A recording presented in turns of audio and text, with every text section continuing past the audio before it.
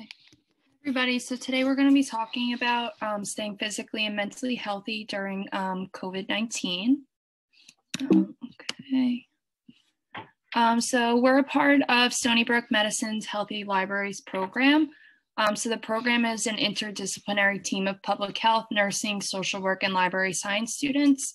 And the 3 bullet points are 3 aims. So we provide evidence-based health information, screening, and case management to a diverse community of patrons in the public library setting. We refer patrons to promote access to appropriate health and social services programs locally that will address their health and social support needs. And lastly, for students to experience an interprofessional team and demonstrate the core competencies based on the Interprofessional Education Collaborative. Okay, so my name's Casey Nelson. I'm a nursing student at Stony Brook. In the future, I want to pursue pediatric oncology. And a fun fact about me is I like to play beach volleyball. Hi, everyone. My name is Josephine. I'm also a nursing student at Stony Brook University. I'm interested in women's health, in particular labor and delivery and postpartum nursing. And I've also been taking interest in community and public health nursing. And fun fact about me is that I enjoy baking. Hello, everyone. My name is Janeth Pereno. I'm a nursing student at Stony Brook University, and I'm interested in pediatric critical care. And a fun fact about me is that I am a former gymnast. Hi, everyone. My name is Nicolette Ruscinato. I am also a nursing student at Stony Brook University. I'm interested in labor and delivery or working in the NICU. And a fun fact about me is that I love to play the piano. Yes, hi, my name is Christine Weber, and I am a social work student at Stony Brook University. And my interest lies with working with the senior population and those with cognitive disabilities.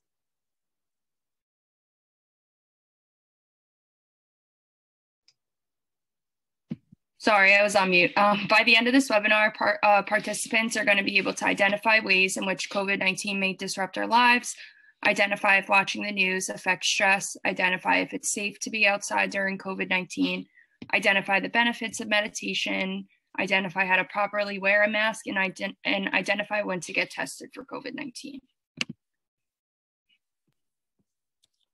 So it's important to talk about some primary prevention measures during COVID. To start off with COVID still being a risk, it's important to always remember primary prevention measures such as wearing a mask, social distancing, and washing our hands often. We should not only make sure we are implementing these practices, but also doing them correctly. With wearing a mask, masks should be worn over the mouth and nose, secured under the chin, and pinched against the bridge of the nose. It should fit snugly against your face with no big gaps between your face and the mask. For a tighter fit, you can twist the ear loops or make a knot with them behind your ears. And always remember to wash your hands before and after touching the mask. It's also important to remember that you should wear a mask even when practicing social distancing. Practicing social distancing means keeping a distance of at least 6 feet or 2 meters from other people. By maintaining a physical distance between people and reducing the number of times people come into close contact with each other, it can greatly reduce the risk of spreading COVID. This practice includes avoiding crowds and poorly ventilated areas, avoiding indoor spaces that do not offer fresh air from the outdoors. If you are indoors, you can bring in fresh air by opening your doors and windows. This is important because some people do not exhibit symptoms even when infected with COVID. However, they may still be able to spread the virus even with no symptoms. And lastly, another measure we can take to reduce the spread of the virus is through proper hand washing. Washing your hands with soap and water for at least 20 seconds and really make sure you are washing all parts of your hands. This picture on the side shows the commonly missed areas when hand washing. So commonly missed areas during hand washing are your fingertips, under your nails, your thumb, and between each finger. Additionally, if soap and water are not available, you may use a hand sanitizer containing at least 60% alcohol.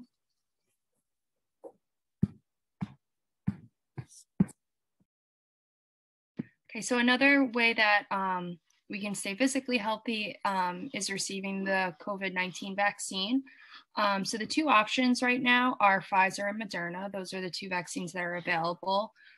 So these two vaccines use mRNA technology. So basically how it works is our cells, when this mRNA is injected into your body, it teaches our cells to make a protein to trigger an immune response in our body, and that immune response will create antibodies that'll protect us in case we do come in contact with COVID-19 in the future. So right now, both vaccines require 2 doses. Pfizer's 3 weeks between the 2 doses, and Moderna's 4 weeks in between the 2 doses. But it is really important to check with your healthcare provider before you get the vaccine.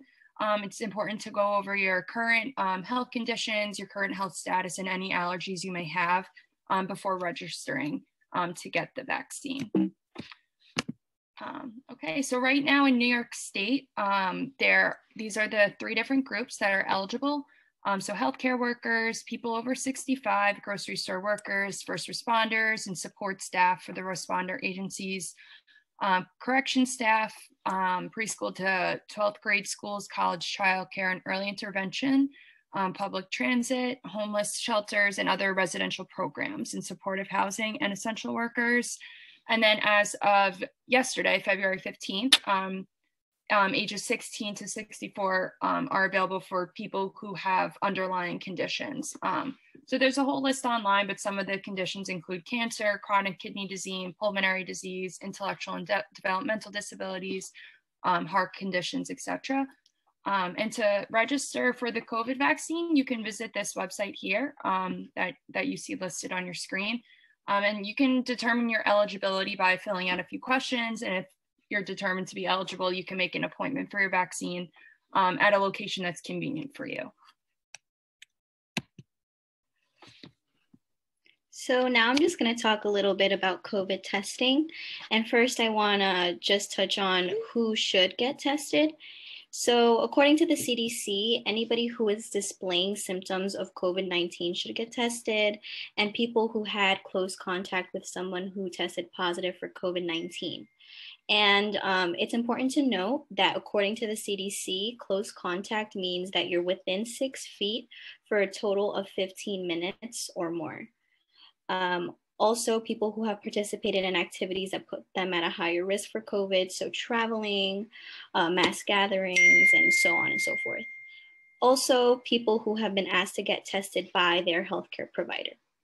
So the kinds of testing that are offered are viral testing, which tells us if you are currently infected with COVID-19, and an antibody testing, which tells us that you've had COVID-19 in the past.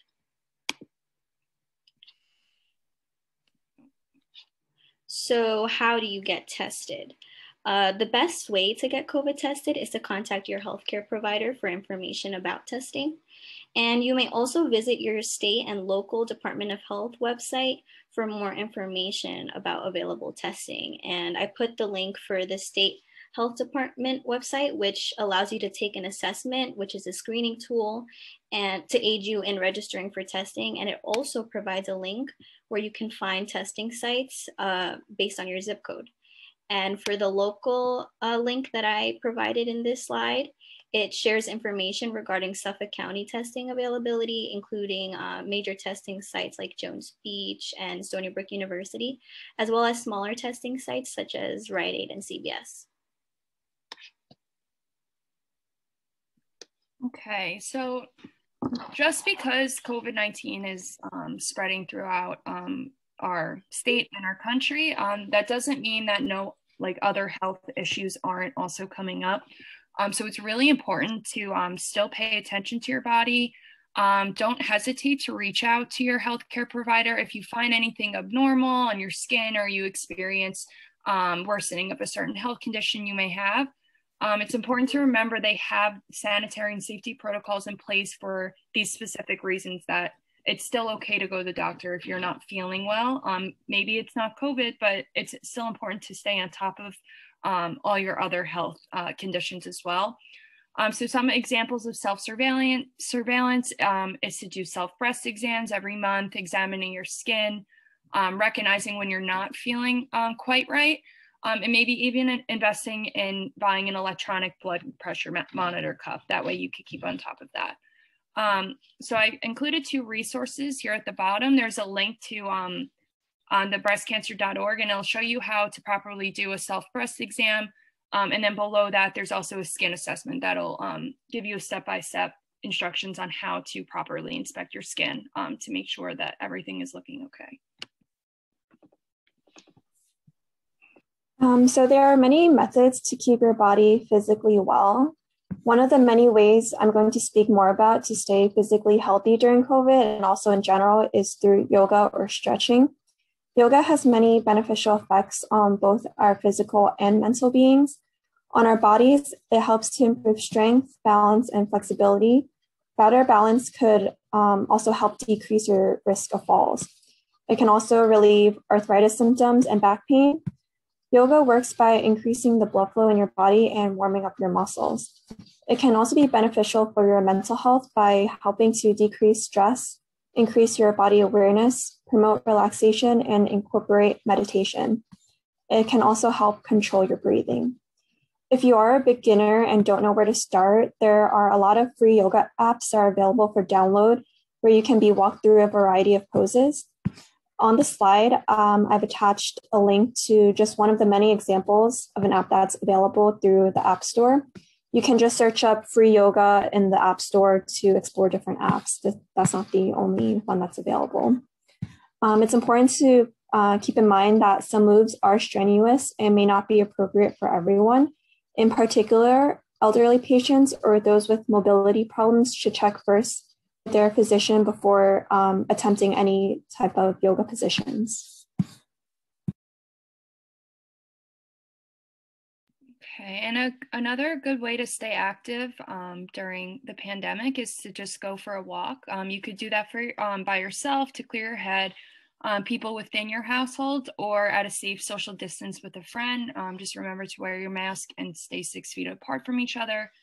So the benefits of going for a walk, here are just a few examples. It improves your cardiovascular health. It strengthens bones and muscles. It can help manage certain health conditions such as hypertension, diabetes, and joint pain. And it also has mental health benefits. It's good just to get out of the house because you might, at this point in time, feel very cooped up, especially with the cold weather. You could just bundle up, go outside, go for a quick 10-minute walk. Can really refocus you or just even make you feel a little bit better. Okay, and then it's also important to remember to drink plenty of water. Personally, I feel like when I'm at home all day, I have a lot of access to soda and coffee and teas, and I don't really drink a lot of water. But there's a lot of benefits to drinking water, such as getting rid of waste in your body, keeping your temperature normal, lubricating joints, and preventing dehydration. So as you can see, I have two different amounts. That one is for men, they should be drinking 15.5 cups of water a day, and for women, 11.5 cups. But you do drink more if you're intensely exercising, if you're in hot and humid weather, or you're pregnant or breastfeeding. But it is important to note that you should contact your provider, especially if you have certain health conditions, to see what the recommended fluid intake for you personally is, because these numbers can be different from person to person. So you definitely want to check with your doctor just to make sure you're consuming enough, or to make sure you're not consuming too much water. So another thing is to make sure that you have a proper diet and you're eating healthy, not just for the pandemic, but also just everyday life.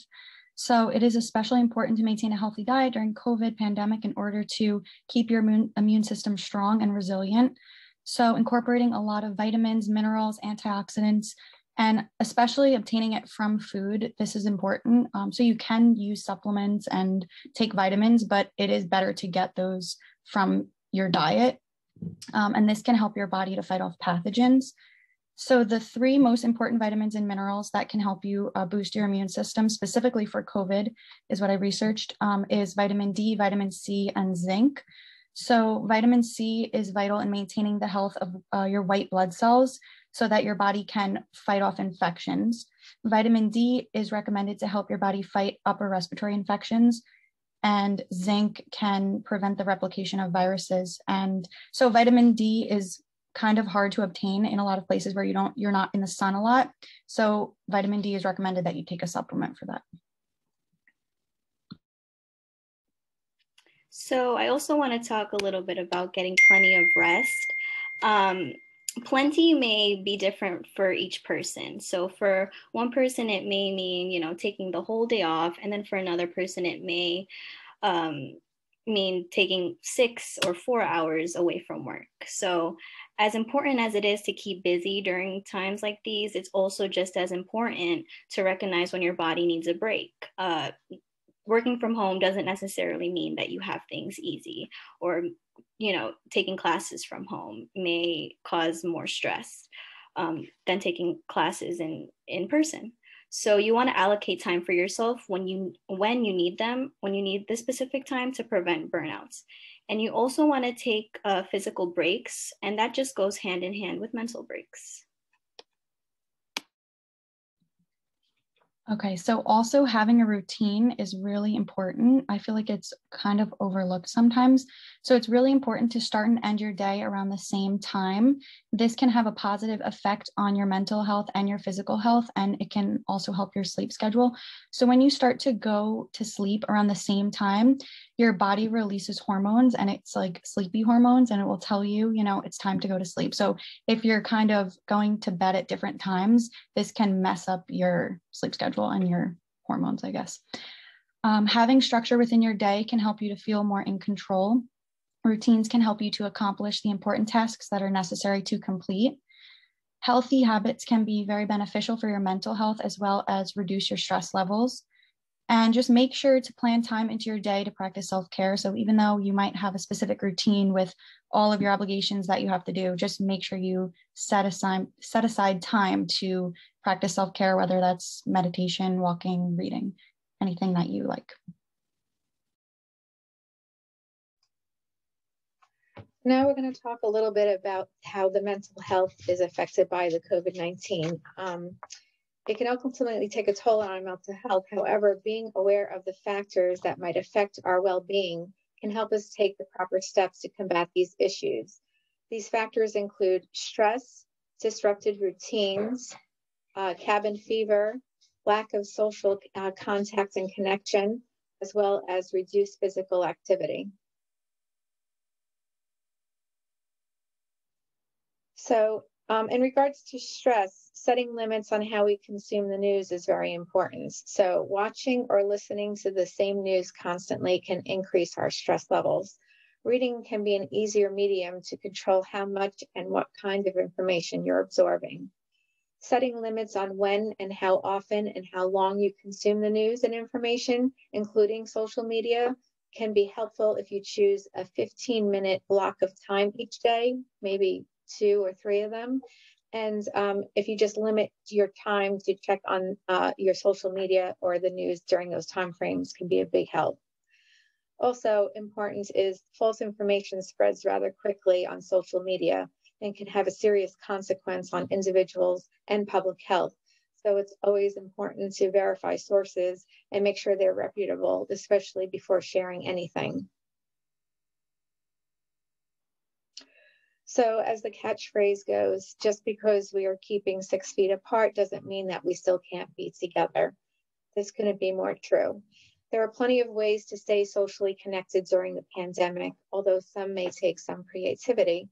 The following are just some examples that will help us keep us socially engaged, such as having game night over Zoom, such as bingo and movie trivia, hosting virtual lunches or dinner parties, baking contests and cooking classes, attend online events or virtual book clubs, writing a letter. Journaling has always been very good for your mental health. FaceTime or text your friends and family, the good old-fashioned phone call to friends and family, and as Casey mentions, going for a walk and just seeing people on the street saying hello can boost your neurotransmitters and make you feel happier. And the public libraries are a great place to find these resources that I had mentioned. So going on to the public libraries, our local public libraries do offer many, many different activities. And here's just some examples. For one, like they will talk about exploring boat making on Long Island, to learning about genealogy, or there are different kinds of online learning services and tutorials, such as Creative Bug, that can help you learn how to crochet or make jewelry. And then, of course, libraries, good old-fashioned reading is a great resource to reduce stress. I'm going to go a little bit more in depth about meditation. Meditation is one of the many ways to improve mental health. It's being aware of our thoughts without judging them and to focus our attention on one thing, such as an object, sound, thought, or emotion. The benefits of meditation include reduced stress and negative emotions, improved mood, and lowered blood pressure and heart rates. There are even many types and ways of practicing meditation, and here I listed just a few examples. With guided meditation in particular, there are free videos available online where there's someone guiding you through it, especially now during COVID. That may be an option for those who prefer this method because it allows you to continue this type of meditation while being able to do it safely online.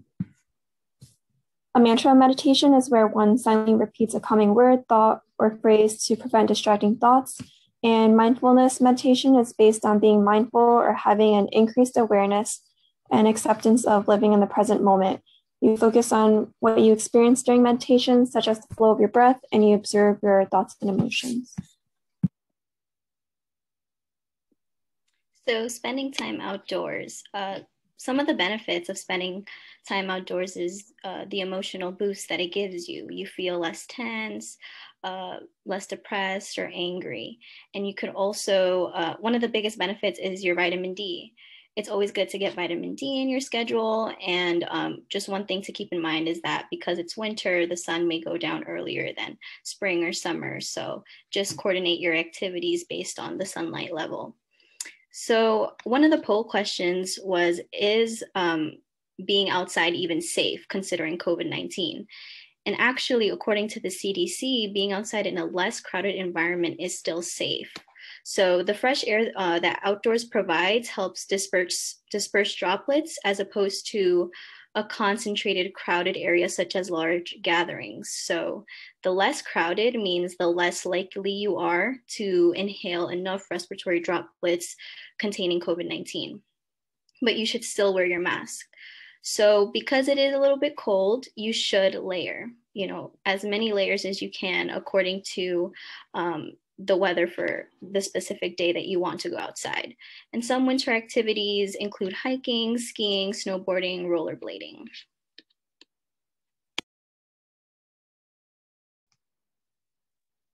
So I would like to just bring up that some are more susceptible than others to mental health problems, especially during a pandemic.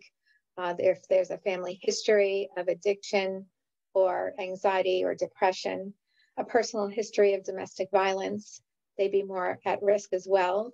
And people who have actually been exposed to COVID-19 or affected by losing their jobs, perhaps, or health insurance, for example. If these feelings of sadness or other emotions are too much to manage on your own, it's very important to reach out for help. So if you're struggling to cope, there are many ways to get help. First, by reaching out to your healthcare provider if stress gets in the way of your daily activities for at least several days in a row or a little bit longer. Excuse me. Telehealth or teletherapy has become very mainstream, especially during the pandemic. Some examples are teletherapy sessions that are therapy sessions over the telephone. So you can have a telephone conversation with a therapist. Other ways are group chats, video conferencing such as Zoom or on FaceTime. And these are for individuals, groups, and couples. So during the times of extreme stress, people may have thoughts of suicide. Suicide is very preventable and curable. And if you want any more information on that, you can visit the cdc.gov/injury. Another good resource just to read up on is the National Alliance of Mental Illness or the National Institute of Mental Health. It's a plethora of resources for all different kinds of mental illnesses and mental health questions. And here is a list of national helpline resources. Of course, in an emergency, always contact 911. But if you see here, you have the National Suicide Prevention Lifeline. There's the National Child Abuse Hotline and the Suicide Prevention Lifeline. There is the Veterans Crisis Lifeline and the CPAP program at Stony Brook more locally, the Crisis Residence Center at Pilgrim, and Domestic Violence, Sexual Assaults 24-hour hotline. And some more local helplines such as Adult Protective Services or Child Protective Services. And for those who are really in need during the pandemic, the Suffolk County Department of Social Services Emergency Self Hotlines. Okay, so these are just some resources for the Stony Brook Medicine's Healthy Libraries program. You can find us on YouTube, Facebook, there's the website there, an email and a phone number. If you have any questions or need to contact anybody, those are all listed for you here. And then this is just a list of the references that we used for today's webinar. If you wanted to look into it further, those are where you could look.